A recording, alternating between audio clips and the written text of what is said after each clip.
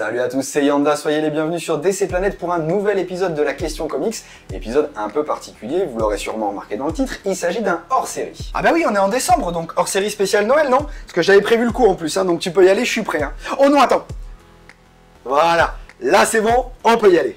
Non, pas vraiment. En fait, il arrive que certains sujets dans l'actualité comics fassent parler d'eux et soulèvent pas mal de questions.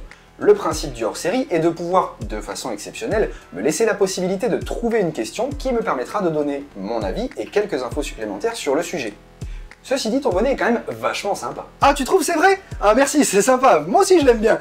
Du coup, je vais le garder pour la chronique, ça sera mon côté esprit de Noël. Puis comme ça, je serai dans le thème en plus. Je viens de te dire, ça sera pas une chronique spéciale Noël. Bon, si tu veux, après je peux pousser le truc, hein, je me fais une écharpe avec une guirlande. Mais comment on fait pour les cadeaux? Mais je viens de... Ouais, laisse tomber. Attends quoi, y a pas de cadeau?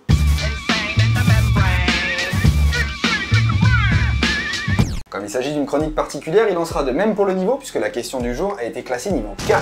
Ah ouais, donc non seulement tu choisis la question, mais en plus t'inventes des niveaux.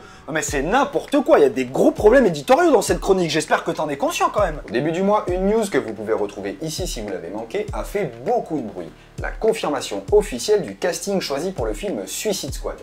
Et il est apparu que certains estiment que Deadshot n'a pas le droit d'être noir dans le film parce qu'il est blanc dans le comics. Non, il est apparu que la Suicide Squad reste encore aujourd'hui une équipe assez méconnue du grand public européen. Et ça en dehors de ses récentes apparitions, que ce soit dans la série télévisée Arrow ou même dans l'animé Assaut sur Arkham. J'ai donc choisi la question suivante.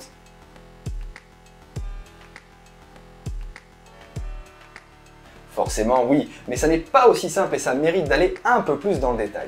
Comme toutes les équipes de chez DC Comics, la Suicide Squad a vu défiler durant sa longue histoire et ses trois principales incarnations beaucoup de membres différents. Celle qui va nous intéresser aujourd'hui est l'équipe créée par John Ostrander en 1987, année à laquelle la première série régulière Suicide Squad est lancée, écrite par ce même monsieur. C'est en effet à ce scénariste que l'on doit la Suicide Squad telle qu'elle est encore utilisée de nos jours, c'est-à-dire une équipe travaillant pour le gouvernement américain de façon non officielle, chargée d'effectuer des missions à très haut risque dont les chances de survie sont quasi nulles, et composée majoritairement de criminels et super-vilains à qui on a promis une remise de peine, voire même une libération totale. L'équipe est menée par l'inflexible, l'impitoyable, l'imposante? Oh pardon. Ah ouais, plus depuis les New 52 en plus, c'est vrai, enfin sauf dans l'animé Assaut sur Arkham, bah, bref. Amanda Waller.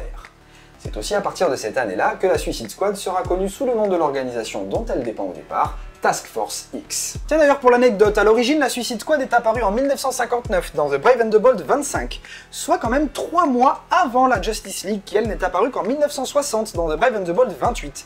Et la Suicide Squad originelle était composée de 4 membres militaires mais complètement lambda, chargés d'affronter des dinosaures, des monstres et des géants. Geoff Johns lui-même recommande aux fans de lire le run d'Ostrander sur le titre Suicide Squad qui couvre 66 numéros, un annual et un one-shot crossover avec la Doom Patrol. Pour éviter les éventuels futurs spoilers de scénario, je ne vais donc pas parler des différents événements survenus tout au long de celui-ci. Mais si le film s'inspire de ce run, qui comporte dans son roster de départ une grande partie des noms révélés lors de l'officialisation du casting, on peut s'attendre à retrouver des personnages qui ressembleront un peu à ça. Le colonel Rick Flag Jr., interprété par Tom Hardy, militaire d'élite, seul membre de l'équipe originelle et leader de la Suicide Squad. C'est aussi le seul membre sans passif criminel, ce qui fait qu'il n'apprécie pas vraiment ses équipiers et particulièrement Deadshot. Deadshot, justement de son vrai nom Floyd Lawton, interprété par Will Smith, est un des personnages emblématiques de la Suicide Squad, puisqu'encore présent dans sa version du 52 actuelle. Anti-héros par excellence, assassin et tireur d'élite hors pair, c'est un personnage plutôt sombre dans le run d'Ostrander et il est l'un des 2 seuls membres avec l'Enchantress à rejoindre l'équipe pour des raisons qui lui sont propres. Il cherche une mort spectaculaire et pense que la Suicide Squad est pour lui le meilleur moyen d'y arriver. L'Enchantress, de son vrai nom June Moon, interprétée par Cara Delevingne, est une entité magique maléfique ultra puissante. Une sorcière complètement fêlée, capable de faire de très gros dégâts lorsqu'elle prend le contrôle du corps de la jeune femme. Elle est principalement utilisée comme bombe à retardement par Amanda Waller, qui l'a recrutée en lui promettant de l'aider à contrôler cette entité à l'intérieur d'elle. Liée à l'univers dark de chez DC et à des personnages comme Madame Xanadu, sa présence dans le film peut être de bon augure pour la suite de l'exploitation de cet univers magique de DC au cinéma. Captain Boomerang, de son vrai nom George Digger Harkness et interprété par Jay Courtney, est considéré comme le plus vicieux, lâche, indépendant et imprévisible des membres de l'équipe. Bien que très doué dans l'utilisation de son arme, le boomerang, il a quand même été l'un des premiers à quasiment tuer Flash. Il n'en reste pas moins le membre avec l'esprit le plus mauvais de l'équipe. Il a intégré la Suicide Squad contre la promesse de voir tous ses crimes pardonnés. Quant au personnage d'Harley Quinn qui sera interprété par Margot Robbie, elle n'a rejoint la Suicide Squad que bien plus tard lors de sa version New 52 en 2011. On peut donc penser que sa présence dans le film a pour but, outre le fait de pouvoir placer par-ci par-là des scènes avec le nouveau Joker qui sera joué par Jared Leto, soit d'une part de présenter une figure plus connue du grand public et ainsi d'attirer plus facilement du monde, oui un peu comme caster Will Smith pour le rôle de Deadshot par exemple, soit d'autre part pour celles et ceux qui souhaiteront embrayer avec le comics de pouvoir y retrouver des personnages qu'ils auront vus à l'écran. D'ailleurs à ce sujet vous pouvez retrouver les reviews du volume 1 et 2 du premier titre Suicide Squad New 52 en cliquant sur les couvertures correspondantes, je pense que vous commencez à avoir l'habitude. Sachez aussi pour info que les 3 volumes qui rassemblent le run d'Ostrander peuvent être un peu galères à trouver aujourd'hui. Voilà, c'est maintenant à votre tour, si vous avez une question n'hésitez pas à la poser dans les commentaires, c'est peut-être celle qui sera sélectionnée pour la prochaine chronique.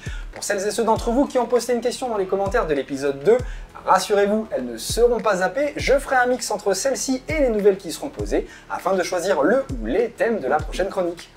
J'espère avoir pu vous aider à y voir un peu plus clair et peut-être même vous avoir donné envie de creuser un peu plus du côté de la Suicide Squad en comics avant son arrivée au cinéma en 2016. En attendant la prochaine chronique, comme d'habitude, portez-vous bien et lisez les comics. Et bien sûr, passez de très bonnes fêtes de fin d'année.